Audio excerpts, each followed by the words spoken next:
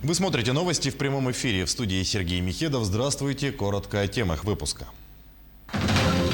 За окном заметно холодает. Продолжают пассажирские перевозки на скоростных судах из Якутска в Нижний Бестях, когда планируют их прекратить. Сегодня Международный день пожилых людей. В Якутске открыли новое отделение сестринского ухода для паллиативных больных. С понедельника на канале НВК «Саха» стартует новый сериал «Камень счастья». Раскроем некоторые детали картины. Президент Владимир Путин подписал указ о призыве граждан на военную службу. В октябре-декабре в армию отправятся 127,5 тысяч призывников. Это на 1000 меньше, чем год назад. Ранее сообщалось, что в военкоматах с призывниками будут работать только вакцинированные от COVID-19 сотрудники при соблюдении всех мер безопасности.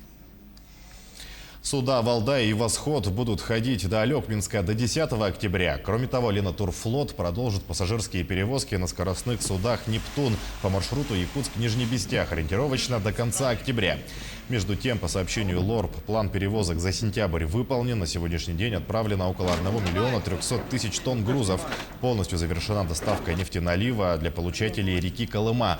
Продолжается доставка сухогрузной продукции. Подписано разрешение на продление судоходства в Арктике до 15 октября. А Ленатурфлот продолжает пассажирские перевозки на скоростных судах «Нептун» по маршруту Якутск-Нижний Бестях. Сотрудники Министерства экологии и его подведомственных учреждений вышли на субботник. 120 человек очищали лес от несанкционированных свалок. Работа шла в 2 локациях Якутска: на 4-м километре Намцирского тракта и в местности Сопка-Любви. Отметим, что защитники природы выходили на субботники еженедельно, начиная с мая месяца. Эта вылазка стала последней в этом сезоне. По ее итогам сотрудники Минэкологии собрали 350 мешков, а также 20 кубометров крупногабаритного мусора, которые вывезли на городскую свалку. Каждым годом у нас в формировании экологической культуры населения говорим, что повышается, но население все равно оно выбрасывает свой мусор возле своих домов, где они отдыхают. Чистый лес, мы хотим отдохнуть в чистом лесу, да, и везде мы смотрим мусор. От кого это зависит? От каждого человека. Каждый житель нашей республики должен быть ответственный за это. И сегодня мы посвятили этот субботник ко дню рождения нашего министерства. Каждый год мы отмечаем именно таким выходом на субботники. Сегодня Международный день пожилых людей. От имени руководства республики с праздником якутян поздравил глава региона. В своем поздравлении Сэн Николаев отметил, приоритетными задачами государственной политики являются увеличение продолжительности активного долголетия, расширение системы социальной поддержки граждан старшего поколения. Для этого в республике в рамках национального проекта возводятся новые социальные объекты, реализуются меры по обеспечению доступности, адресности и высокого качества медицинских услуг. Важно, чтобы качество жизни людей, вне зависимости от возраста, всегда было высоким, говорится в поздравлении главы.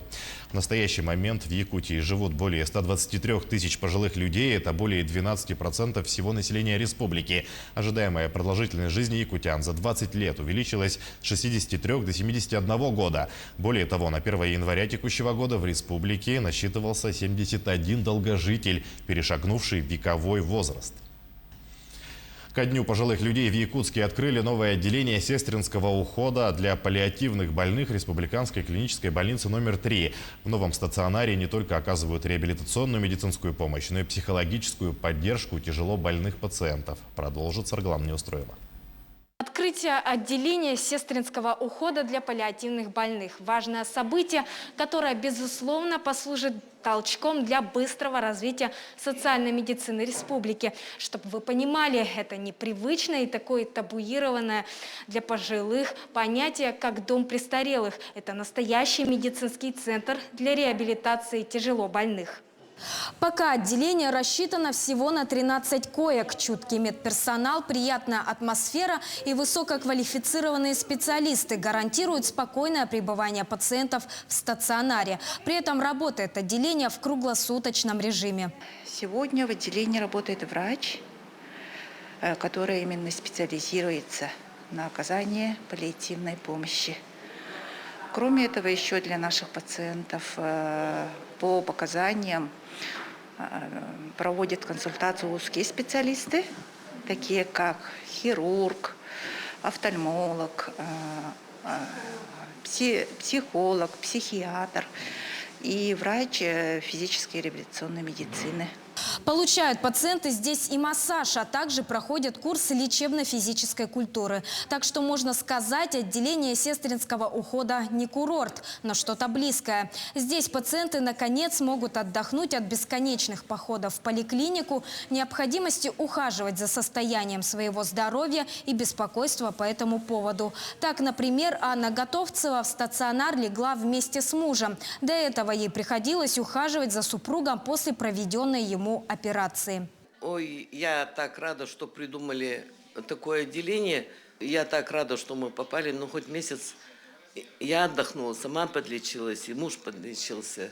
Довольны оказываемой помощью и другие пациенты стационара. В общем, больница мне понравилась. Очень хорошие люди, внимательные, и чистота, порядок. И всегда, когда надо, все они здесь. Поэтому я доволен, что персонал хороший. Важно отметить, что на базе стационара совместно с некоммерческой организацией «Долгожить» реализуют и социальные проекты, направленные на развитие паллиативной медицинской помощи в регионе. Сейчас наша организация «Оно Долгожить» реализует социальный проект по школе домашнего ухода для родственников паллиативных пациентов. У нас, конечно же, в планах реализации и других социальных проектов, в том числе и респисной помощи для семей. Также мы будем развивать волонтерское движение. В рамках открытия отделения пациентов навестила и вице-премьер республики, которая вместе с персоналом стационара вручила больным подарки ко Дню пожилых. Как отметила Ольга Балабкина, это долгожданное и важное событие в рамках исполнения послания главы республики Айсена Николаева Госсобранию о совершенствовании системы медицинской реабилитации и паллиативной помощи. Сарглана Неустроева, Григорий Николаев, Якутск. В селе Миссы Амгинского района строят новый многофункциональный объект культуры. Строительство находится на стадии завершения. Дом культуры имени Екатерины Захаровой возводят по республиканскому движению добрых дел. Начали работу еще в 2013 году, но по причине внесения значительных изменений в проектную документацию, а также из-за дефицита денежных средств, строительство было приостановлено. В прошлом году, благодаря поддержке правительства республики, стройку возобновили. Сейчас идут отделочные работы. Жители Наслега с нетерпением ждут ввода нового дома культуры, так как в многофункциональном здании разместят администрацию Наслега и библиотеку. К сожалению, ввиду некоторых задержек касательно обеспечения тепловой энергии нашего объекта в связи с низкой мощностью котельной, которая у нас действует, которая находится под присмотром ГУПа ЖКХ, было принято решение построить автономную котельную, которая будет отапливать только этот объект.